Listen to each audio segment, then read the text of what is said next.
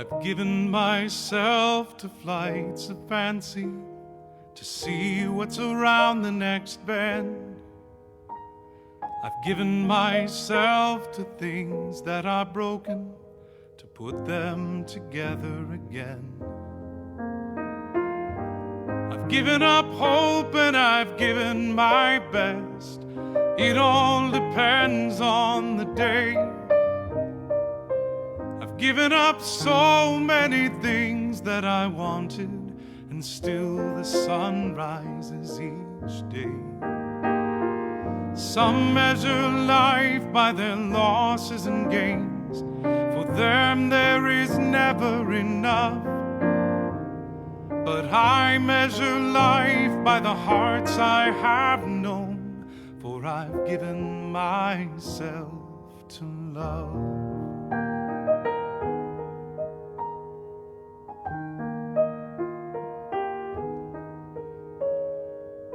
I've given the money I had in my pocket to someone in obvious need.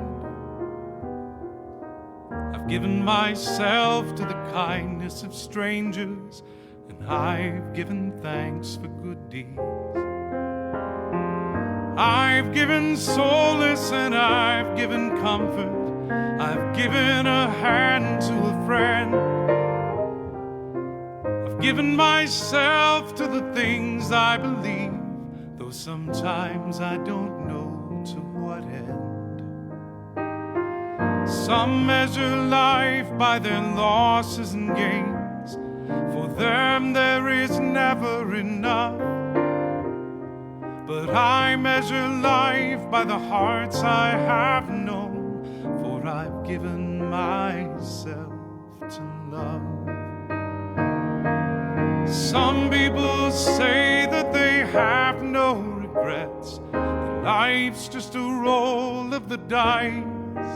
But I say if you live life paying attention, you see that each choice has a price.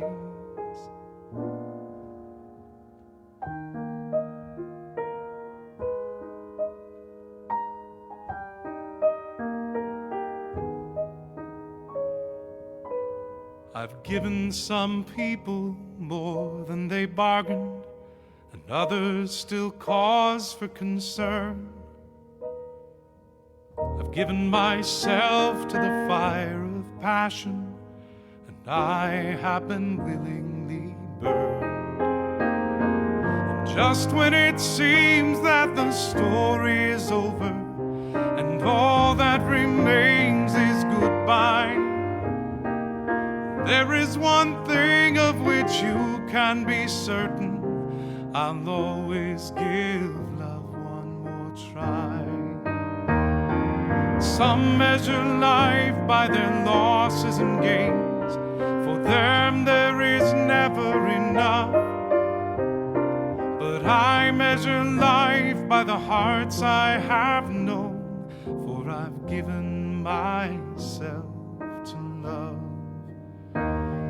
Yes, I measure life by the hearts I have known, for I've given myself to love.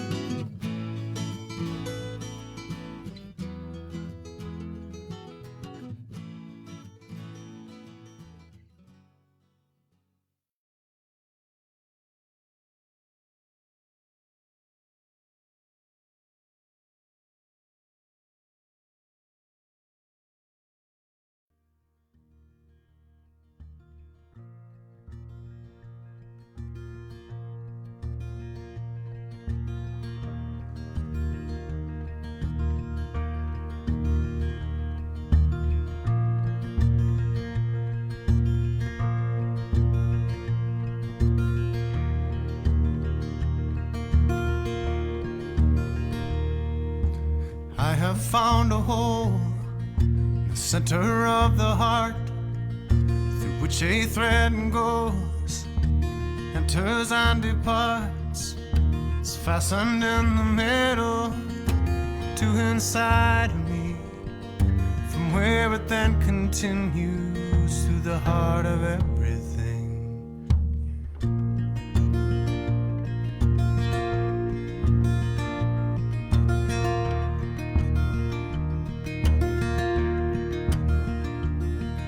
So when I get a feeling like pulling on the chest, I have to ask if that was me or one of the rest.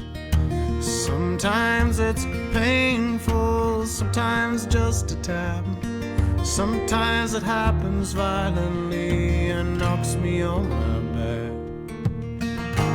When pain is not just mine alone, that's when I know somebody's tugging on the string.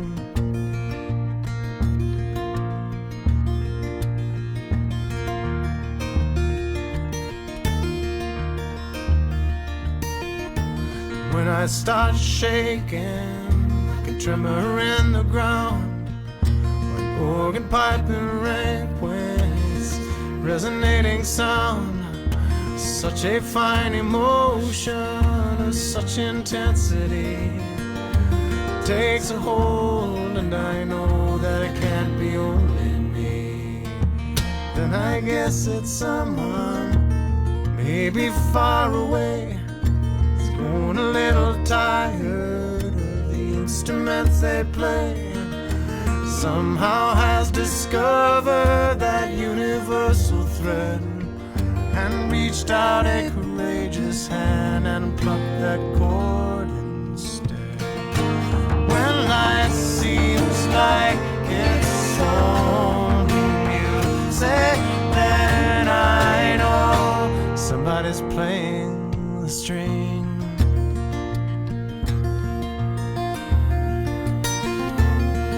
Sometimes when I stand beneath the sky at night, I take up the slack till the string is tight, staring at the stars. I take a step or two and I see them move.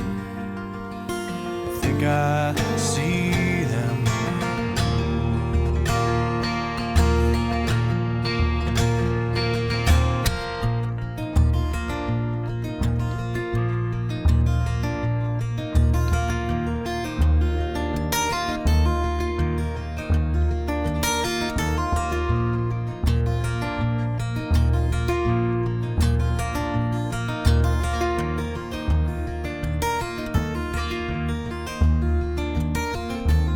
Everything's connected, like peas are in a pod, or beads upon a necklace, decorating God, going around the rosy, we're all in the ring, hand in hand like a strand through the heart of everything.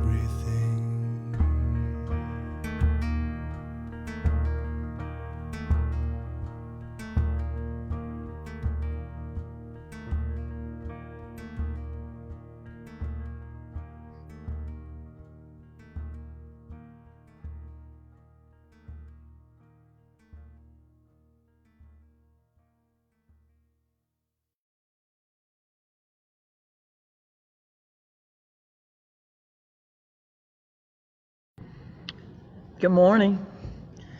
Thank you for making an intentional connection with us here today. This is All Souls Unitarian Universalist Church in Shreveport, and we are very glad that you've decided to join us. This is a church that's built on covenant, not creed. We don't have to think alike to love alike and to try to treat respectfully people with differing paths and opinions, to try to work together to make this world a better place, and to try to grow in spite of our own blind spots or because of the things we care about. So whoever you are, You're welcome here. We front load these services a little bit with information, and we do them as live as we can, considering that it's all virtual. So whatever flaws may be part of the service, that's an asset rather than a bug. It's a feature rather than a bug. I think that's the phrase that we bat around here some. So, I hope you'll sit back and relax, and I hope you'll enjoy the service today. We're very glad to have Michelle McFadden with us to share later on, and she will tell you more about who she is, but she's one of our guest speakers today, and we've got some treats along the way. So I'm going to invite one of our board members, Jennifer Russell, to share with you now some announcements.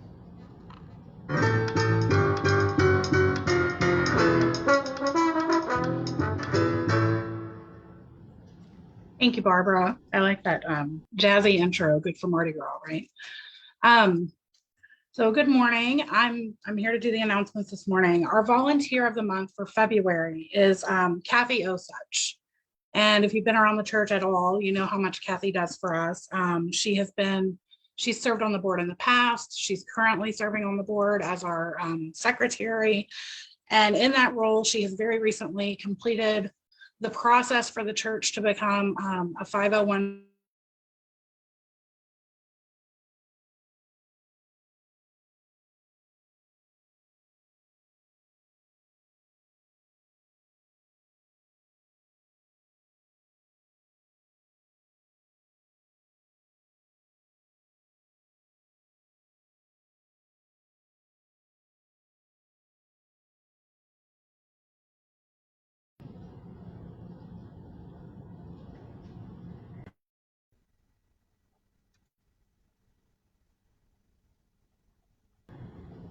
Susan, do you want to pick up the announcements? Yeah, sure. I've been having those problems of my own this morning, so I'm very, very sympathetic.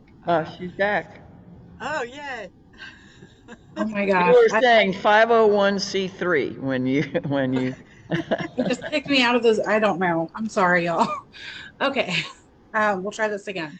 So she's just completed the all the paperwork and navigating the process for the church to gain 501c3 status with the IRS.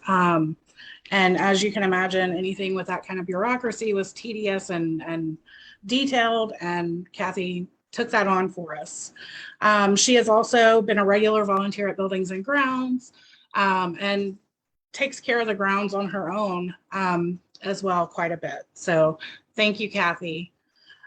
Zoom lunch is continuing. It will be on Tuesdays now at noon. And there's a link in the weekly email to get into that Zoom.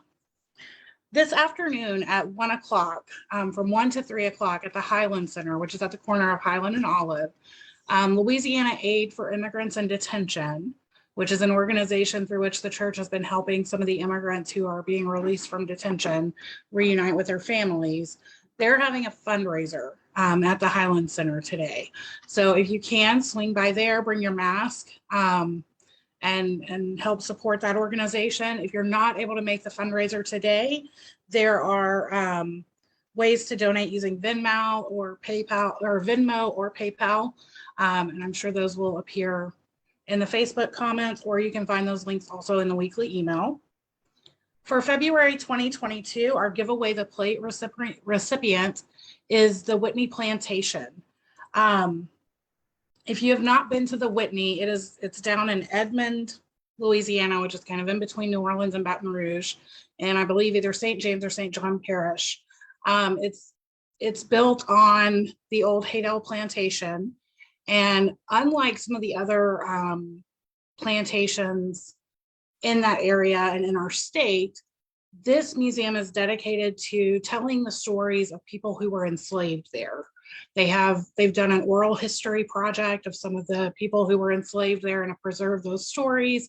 It's very powerful. It's very well done. It is not whitewashed in any way. And And although we usually do a very local recipient for Give Away the Plate, the board decided to do the Whitney because, again, it is in our state, and it's the only museum of its kind that's built on a plantation dedicated to the memory of the people who were enslaved there, actually in the country. So anything that comes in that is not part of a pledge will be donated to the Whitney this month. The church is also looking at getting a group of local people together from our church and other congregations to do what's called form a sponsor circle for an immigrant family. This will be a family of refugees from Afghanistan. We're hoping to be able to sponsor a family of 4 or 5 members. And it's a big effort. You have to kind of support them from the ground up. And we're going to need a group of probably 12 people at least, more is better, to do various things, including, be an official sponsor for them and fill out the paperwork and get a background check, helping them find housing, access medical care, find employment, all the things that you might need if you were coming to another country with literally the clothes on your back. So if you're interested in helping, we're still in the very early stages of this. You can contact either Bennett Upton or Susan Caldwell to get some more information. And there's all sorts of opportunities to volunteer with that. And the Salty Chalice is ongoing Friday nights at 10 o'clock. Again, you can find that link in the weekly email. If you'd like to join us, it's our online hub and just kind of an informal, fun time and way to hang out with people and get to know people. And then also we still have our sitting meditation with Larry Andros at 10:30 on Saturdays. That is done via Zoom right now. And again, the link's in the weekly email. So thank you, and sorry for my technical difficulties.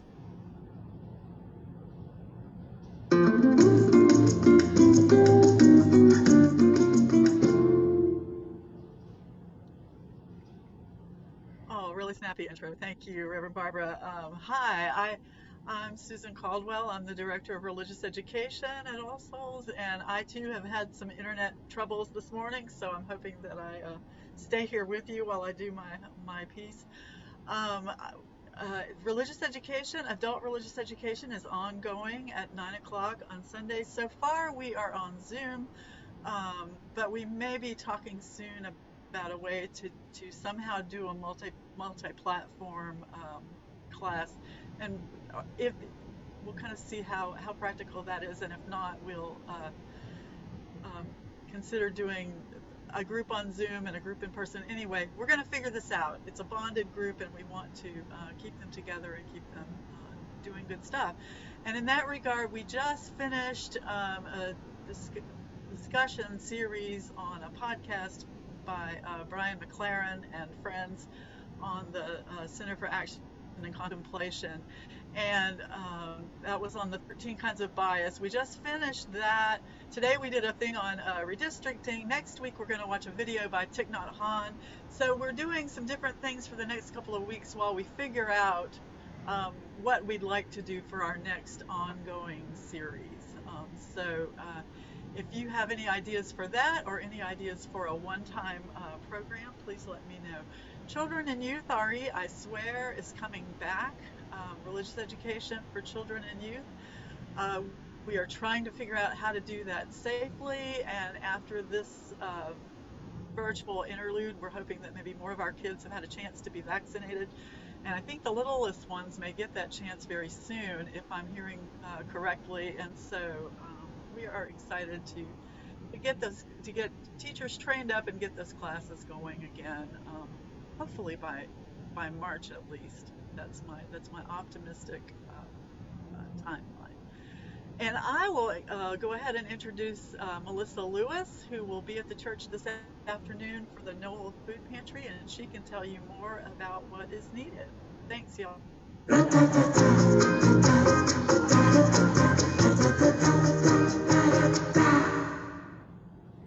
Hi, I'm Melissa Lewis.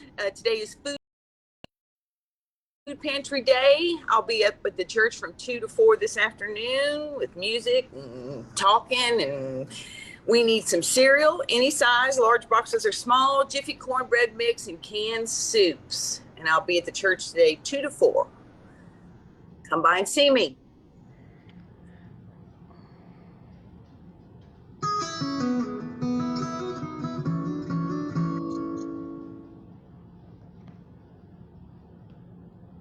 Thank you, Melissa, Susan, Jennifer.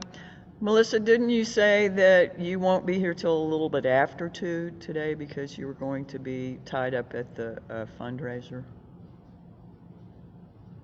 But anyway, you did mention that, right, Susan, the fundraiser? Or Jennifer did. Okay.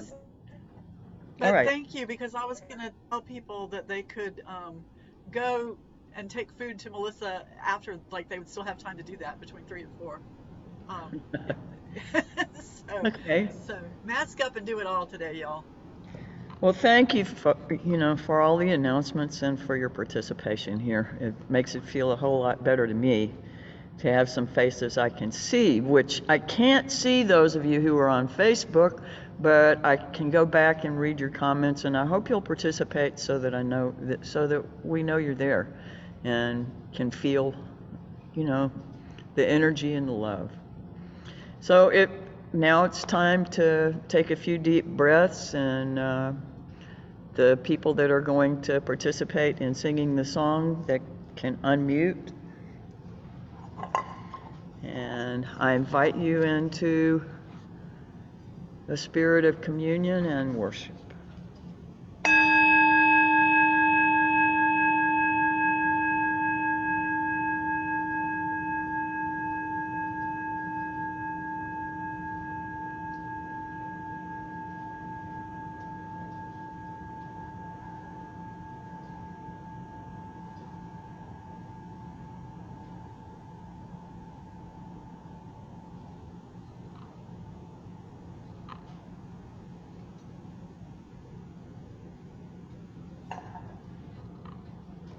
From you I receive, to you I give.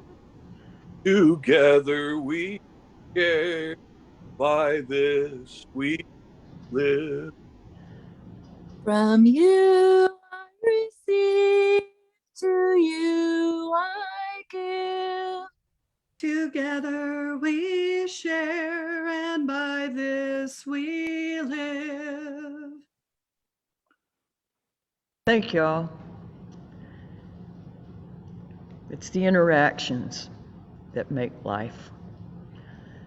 Here before your sacred mystery, in the eternal presence and unfolding, we come together to be strengthened by community and cooperation.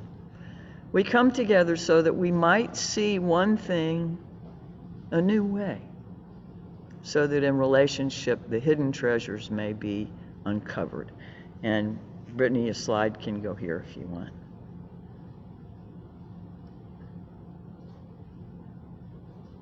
The call to worship.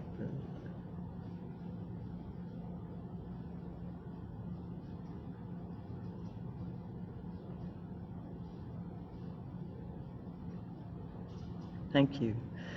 May we recognize and abandon the familiar attitudes and practices that do not serve the whole. We are who we are, and we have the opportunity to be who we want to be, to create a new inheritance for the future. May our thoughts, words, and actions in our daily living assist in dismantling paradigms of oppression and suffering. May we give thanks for our individual place in time and space, to our families and our relationships that touch and change us. May we give thanks to the wise teachers who help us remember how to be and the chance to make it so. Underneath and within these stories and histories is our humanity. Being human means we are of this earth. We are waters, fire, atmosphere. We are the sun and the moon and the stars. We are all that we see all that we meet, and wisdom is revealed by looking in between. Ministry is all that we do together. Ministry is that quality of being in community that affirms human dignity, beckons forth hidden possibilities, invites us into deeper, more constant, reverent relationships, and carries forward our heritage of hope and liberation. Ministry is what we do. It's all we do together. May we, in this time, each recognize ourselves as ministers with one another, to one another, and to a world we can only comprehend, help, and heal by joining in relationship and opening to those lessons. I would like to invite Pam Carlisle and Natalie Carlisle to lead the first part of our chalice lighting this morning.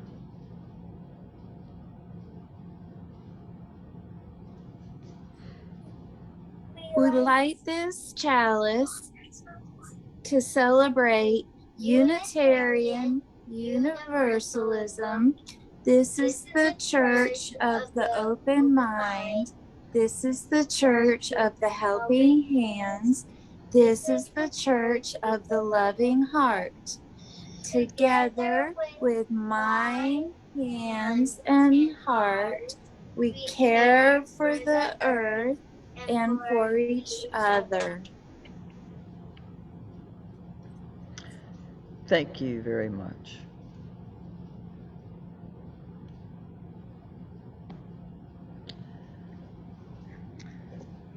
From George G. Brooks.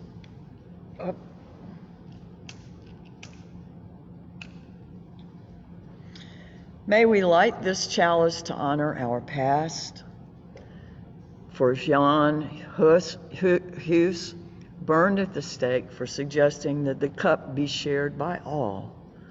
For our service committee's earliest days, when its logo enabled the persecuted to find a safe haven. May we light this chalice to endorse our present, for our commitment to truth and freedom, without which right relationships are impossible, for our commitment to character and honor, without which our dignity is a sham. Let us light this chalice to symbolize our future, for a brighter future for every person on earth, for a sustaining faith that carries us through even the darkest times. I believe Melissa Lewis is coming back to lead our unison affirmation.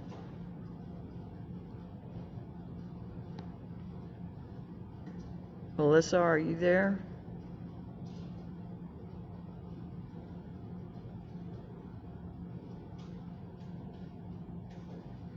Sorry, couldn't get it to unmute. Okay, here I am. My name is Melissa, and this is our unison affirmation. Love is the doctrine of this church. The quest for truth is its sacrament, and service is its prayer. To dwell together in peace, to seek knowledge and freedom, to serve human need to the end that all souls shall grow into harmony with the sacred. Thus do we covenant with each other. Thank you.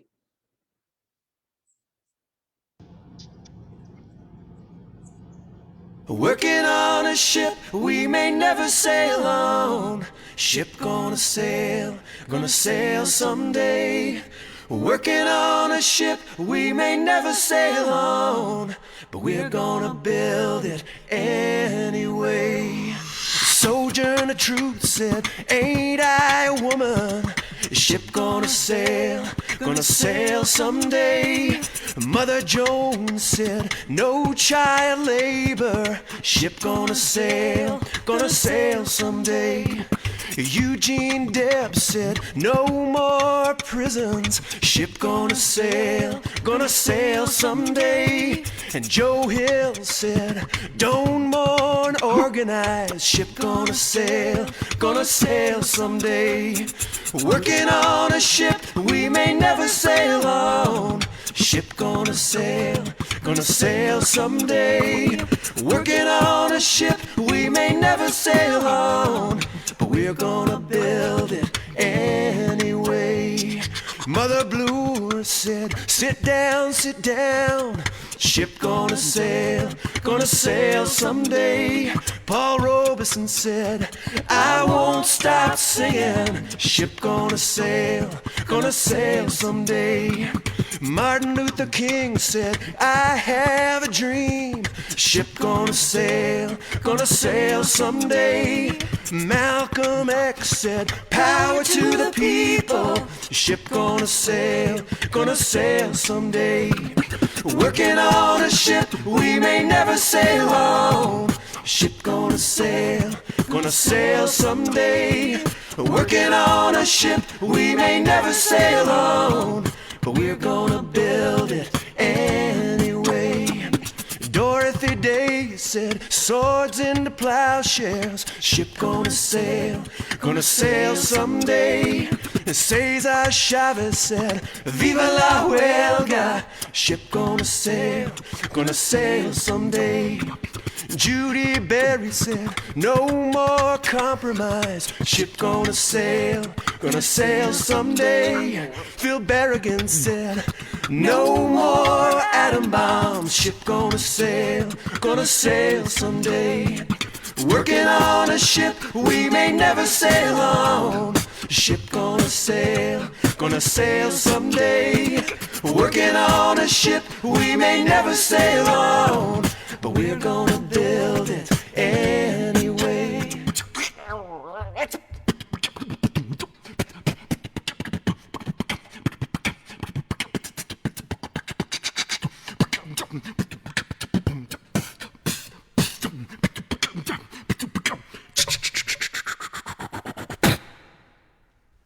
Now they're all gone, but we're still building. Ship's gonna sail someday.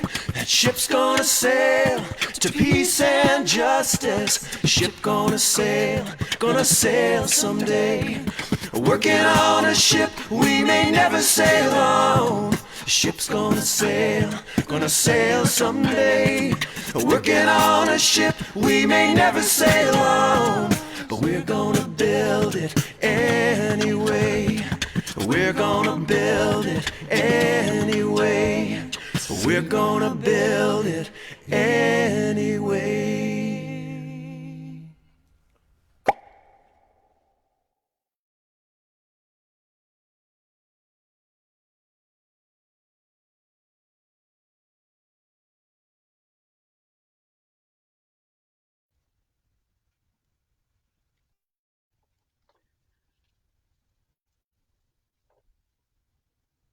Good morning again.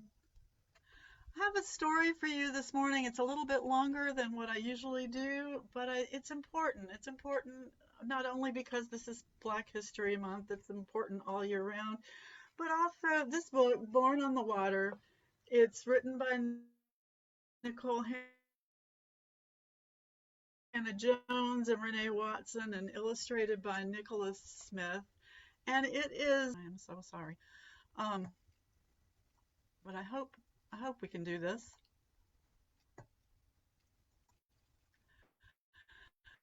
So it was written by Nicole Hannah Jones and Renee Watson and illustrated by Nicholas Smith.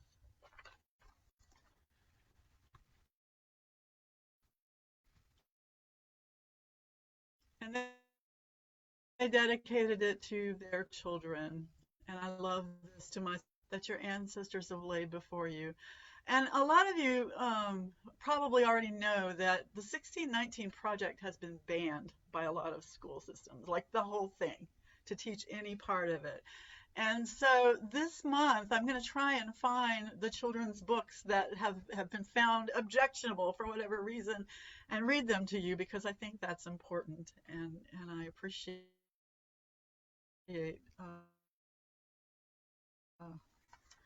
all the librarians in our world, including making sure that we get to see things we need to see. So my teacher gives us an assignment. Who are you? She asks. Trace your roots. Draw a flag that represents your ancestral land. Most of my classmates can count back many generations and learn about the countries where their families came from. They draw their flags, but I leave my paper blank. I do not know where I began, what my in this country, where my parents, my grandparents, and my great-grandparents were born. But before that, I do not know, and I tell her that I am ashamed. Grandma gathers the whole family and says, come, and let me tell you our beginning. Let me tell you where we're from.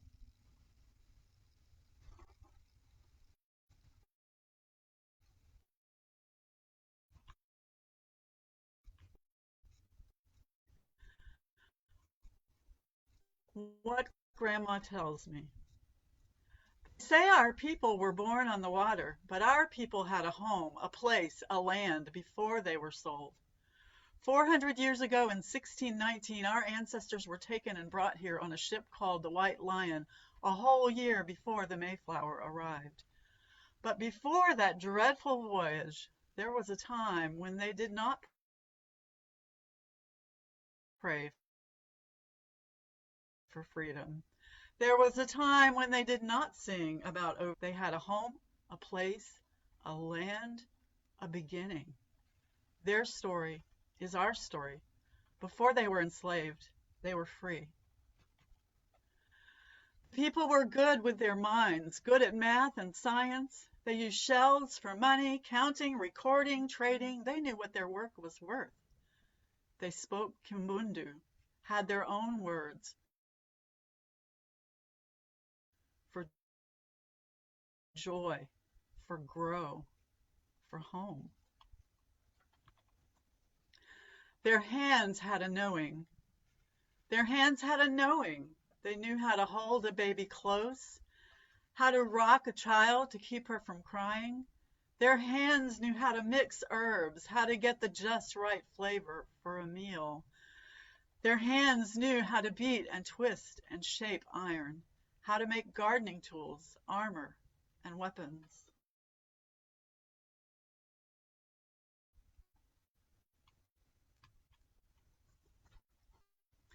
Their hearts had a knowing.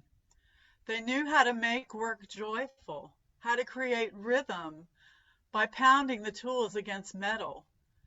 They knew how to make music to keep them company as they worked. Their minds had a knowing, working, curious, sharp. When they met the white people, they learned quick, taught their tongues to speak Portuguese, taught their eyes to read strange words. They knew how to mix the old to learn.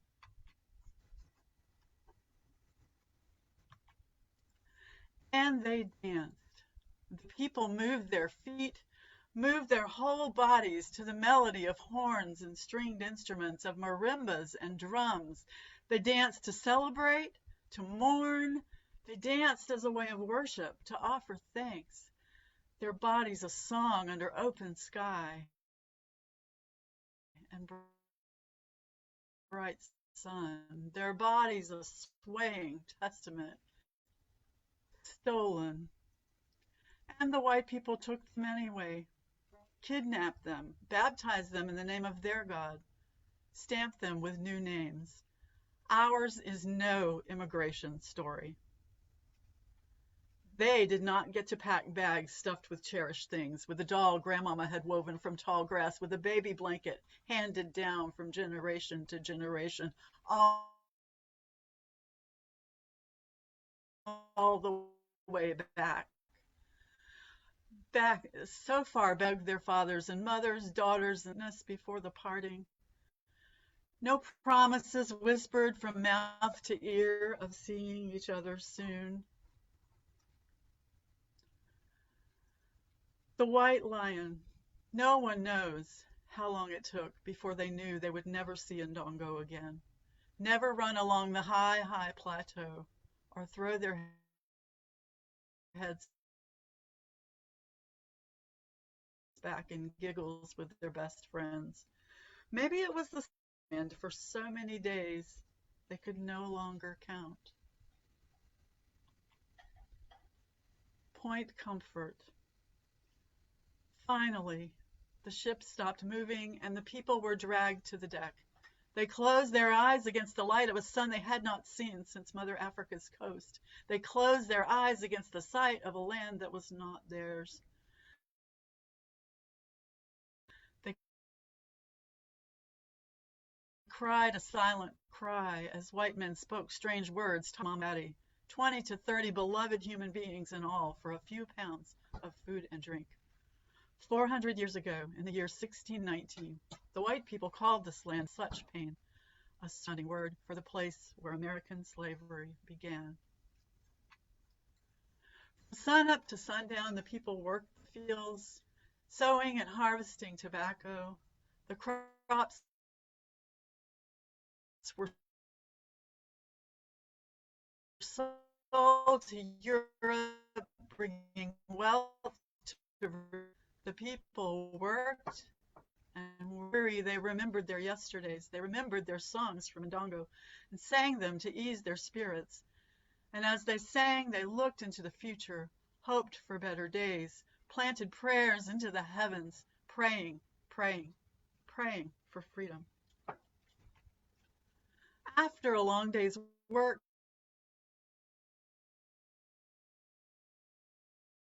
planting tobacco in the fields, the sadness would come, a longing for Ndongo, for the mamas, for the daddies, for the friends they would no longer hug and talk with under the warm sun. We are in a strange land, they said, but we are here and we will make this home. We have our songs, our recipes, our know-how. We have our joy. We will love, laugh, sing, and hug our children because we have each other. And the people learned new words for love, for friend, for family, for joy, for grow, for home. We are in a strange land, they said, but we are here and we will make this home. We have determination. Imagine us, we have each other.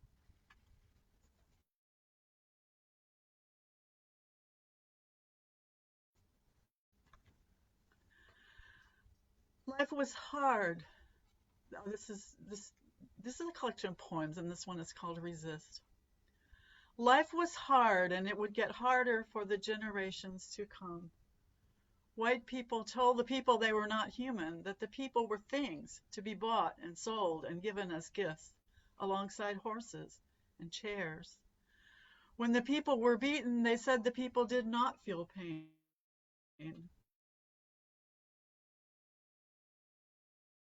When they sold the people's children, they said the people didn't love. These were always and forever to own human beings. It is wrong, always and forever, to treat human beings like things. The people fought back. For 250 years, the people resisted every day in ways big and small. For 250 years, the biggest resistance of all was that the people kept living.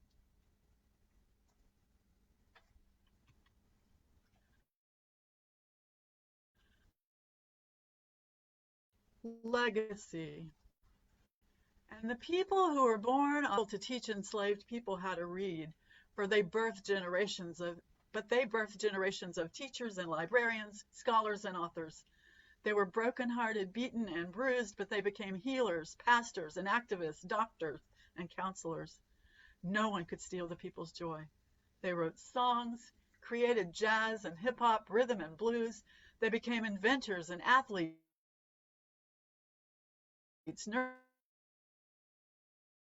nurses and cooks, pilots and architects, farmers and scientists. They passed on their stories through the stitch of a quilt, shared secret messages through songs. The people survived. The people fought. And because the people survived and because the people fought, they finally got freedom.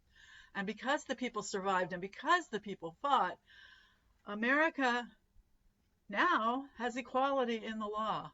And because the people to live up to its promise of democracy. Grandma looks at me and my brother and tells us, this is why we say Black Lives Matter, why we celebrate Black girl magic, why we believe we are our ancestors' wildest dreams. Never forget we are their hope. Never forget you come from a people of great strength, Grandma says.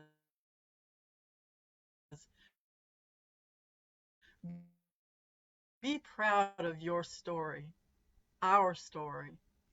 My blue and my white, and I draw the stars and I draw the stripes that my grandma and grandpa built, that I will help build too. And I am not ashamed. I know what my story is, where I am from, where I begin. Thank you for listening, and read a band book this week.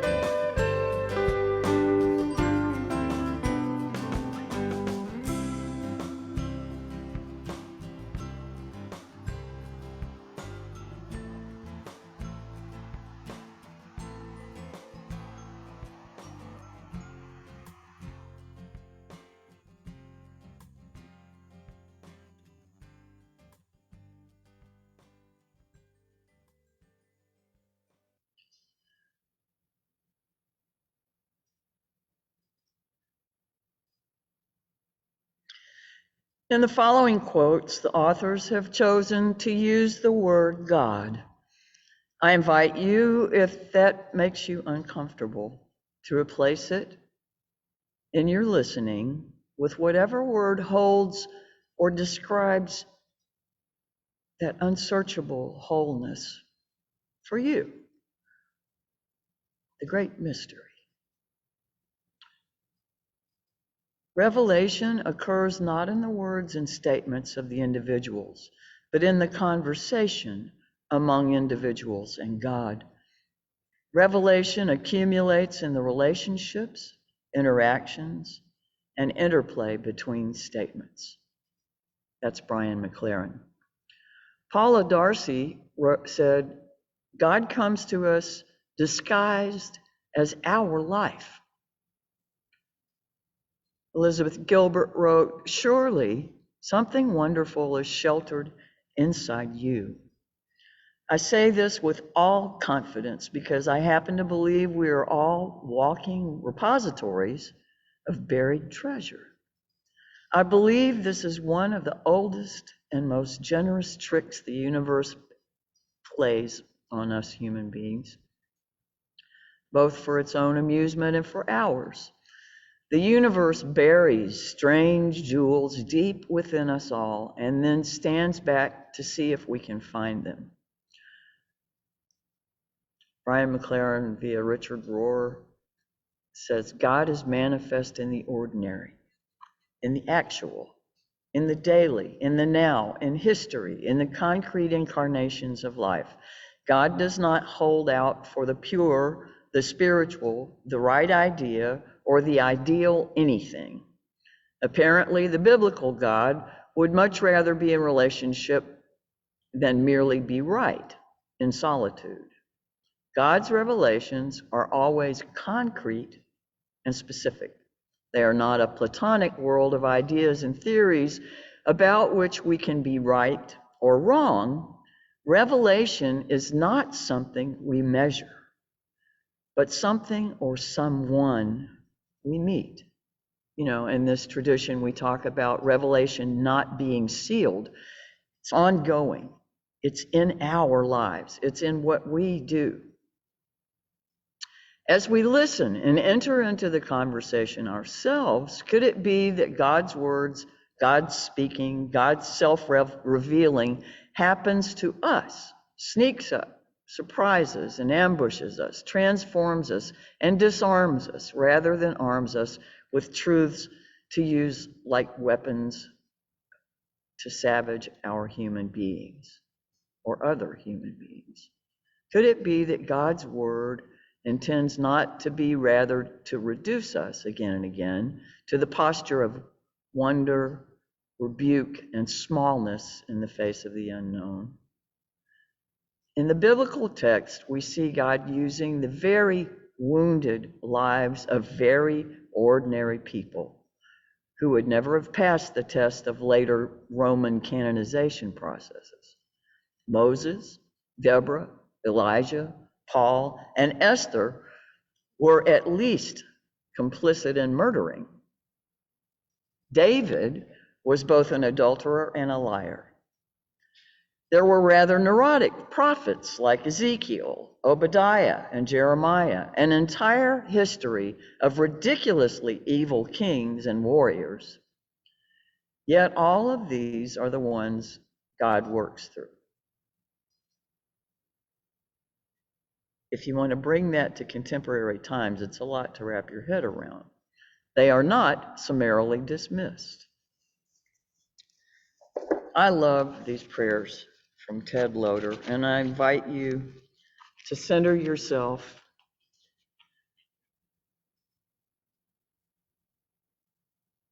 Let yourself open to what this day, this life, the interactions between elements and the people you may encounter have to reveal. Gracious unfolder and holder of life, grant me an ease to breathe deeply of this moment, this light, this miracle of now. Beneath the din and fury of great movements and harsh news and urgent crises, make me attentive still to good news, to small occasions, and the grace of what is possible for me to be, to do, to give, to receive, that I may miss neither my neighbor's gift nor my enemy's need. Precious wholeness, grant me a sense of humor that adds perspective to compassion, gratitude that adds persistence to courage, quietness of spirit that adds irrepressibility to hope, openness of mind that adds surprise to joy, that with gladness of heart I may link arm and aim.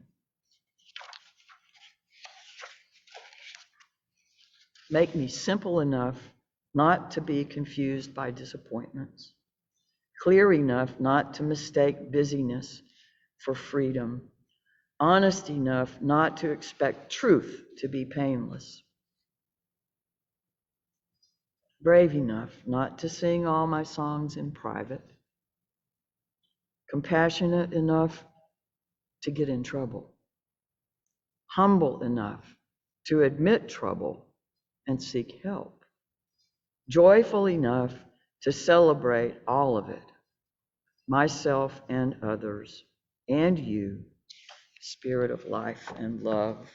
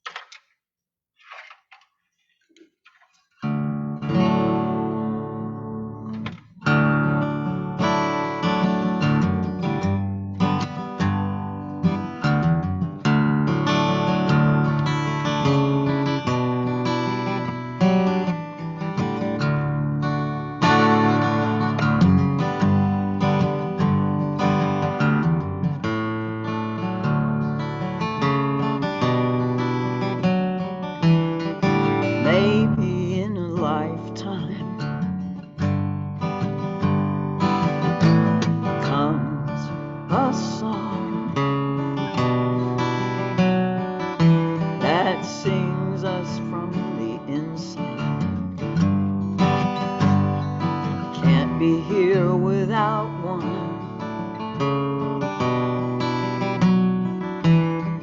Gravity and stardust, mirror pairs, the beauty and the horror, making sense somewhere. Over and over we stumble and we fall, thinking we'll be safer with thicker walls.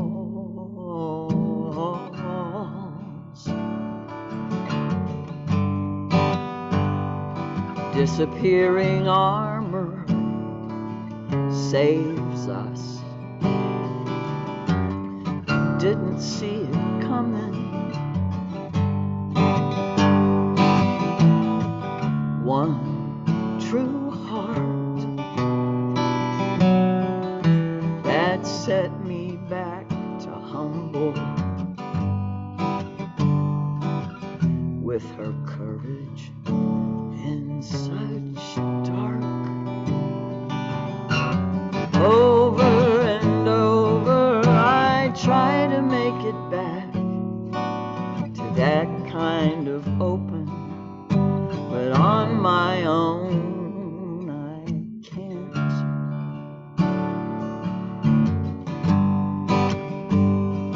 Disappearing armor saves me. Children lie beneath the clouds with monsters' voices still too loud, and I'm just trying to do what's mine to do. Time may be a prison to restore this long division, but I'm back to you, making one of two.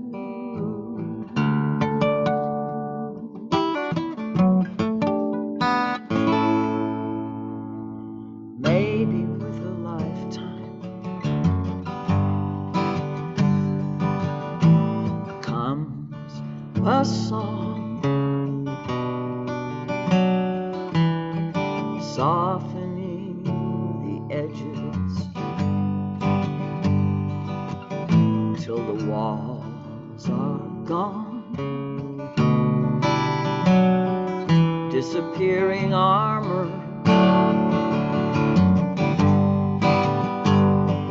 disappearing armor,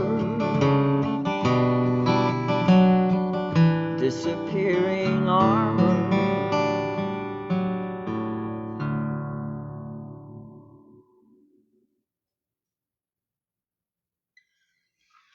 Michelle, would you like to share with us now? Yeah, thank you. What a beautiful song. My name's Michelle McFadden, and I am a volunteer in Louisiana Aid. That is Louisiana Advocates for Immigrants in Detention.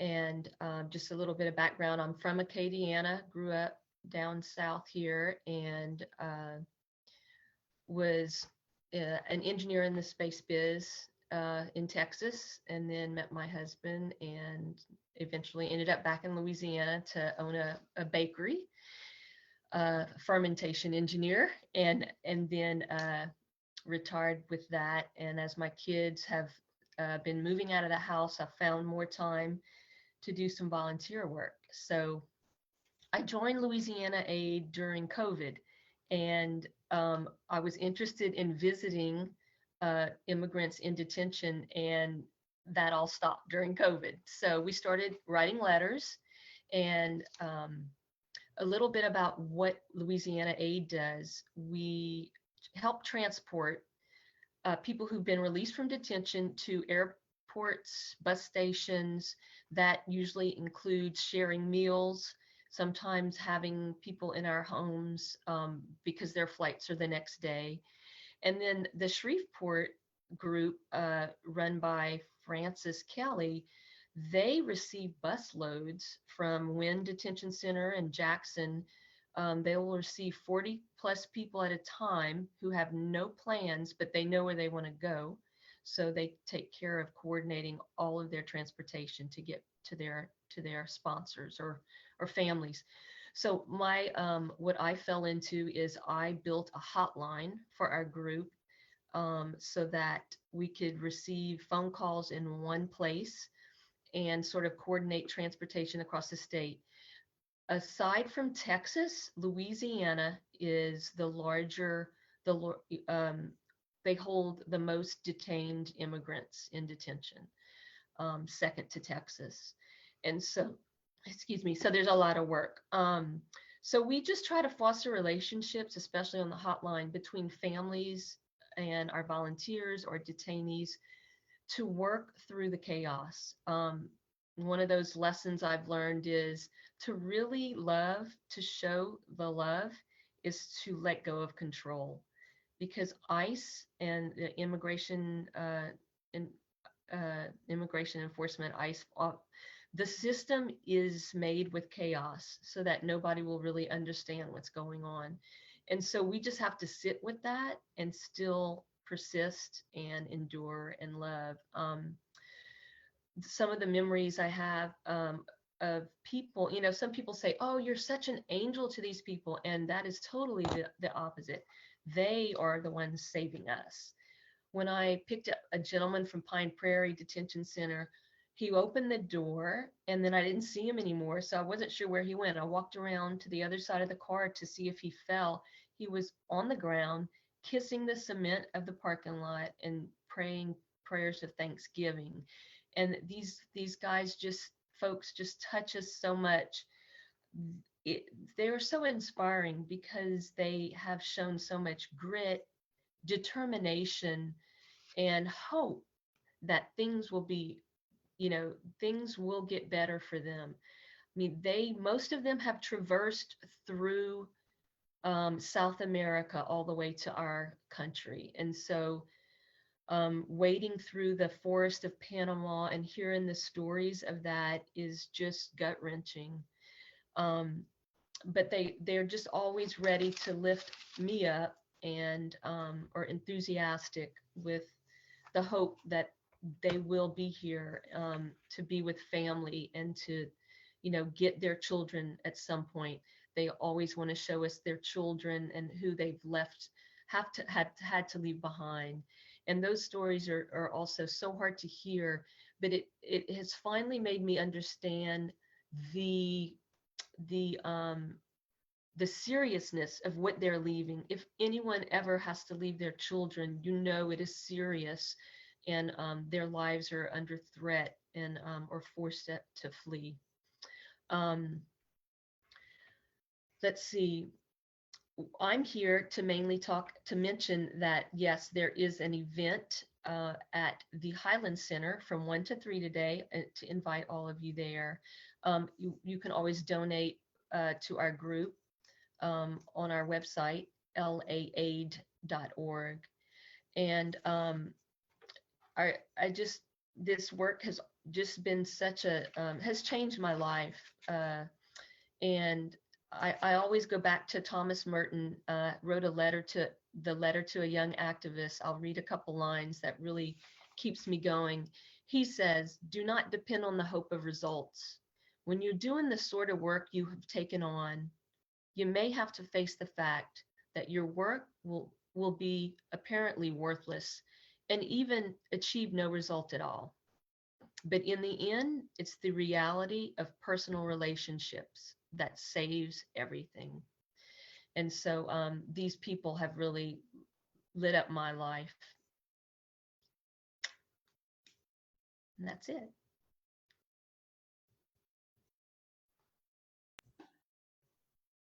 Thank you, Michelle. That was wonderful. Thank you so much.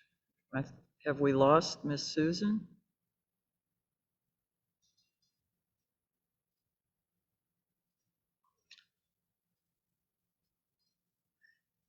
We're really almost at time, so we might have to save her presentation. Although now is the time for it. She was going to talk some about redistricting. She did a lot about it in her class this morning. And so let me go ahead and maybe wrap up the service a little bit. Humanity consistently has to face the problem of unity and diversity. We're not very good at understanding it. That's why we continue to struggle in our society with rampant racism, along with sexism, homophobia, classism, nationalism, and more. We habitually choose our smaller groups because we don't know how to belong to a larger group. That demands too much letting go. Paul wrote, "The body is one, although it has many parts, and all the parts of the body, though many, are still one body." I know this is our world religion pillar, but Christianity and Judaism are part of that too. So we can gather all the information, all the facts the internet and education have to give. We can observe all manner of things, the behavior of people, the cycles of nature, creatures large and small, moving and interacting. With all that we witness, all the knowledge that we have access to, if we do not allow it to change us, if we do not open to each intersection in life in a teachable state, revelation will not come. The wisdom that is here for the gleaning, the insight that is ours alone to discover, that treasure that's buried deep within us, or to uncover, the revelation that is ours alone to receive and bring to light, will only be found in relationship. Relationship with those who challenge and those who encourage. Relationship with what is confusing and what calls us to our best. Relationship with causes and concerns and people and places and elements. I think part of the truth is that we're more comfortable when we can do things like reduce all world religions to their similarities, what I'll call today the golden rule bias. Pretty reductionist. We're more comfortable with that than thinking the differences are both substantial and subtle, and that those differences can make tremendous canyons for us to cross if not understood in the context of those whose traditions and experiences and realities they are. We were a lot more comfortable with the idea of being in a community of like-minded people than the actual living out of the story of the 5 blind men that we like to tell as, you know, all religions bring some truth. But it's in the relationship that those truths become clear and the whole picture comes into view. That story that we used for generations to explain both why a variety of religions are necessary, as well as why we concluded Unitarian Universalism was the better way of living out those varieties, that requires that we be receptive to relationship. Living it out requires that we be receptive. I guess that may forever be a work in progress, but it is clearly not something we've mastered and completed. The same can be true culturally, the same can be true socially.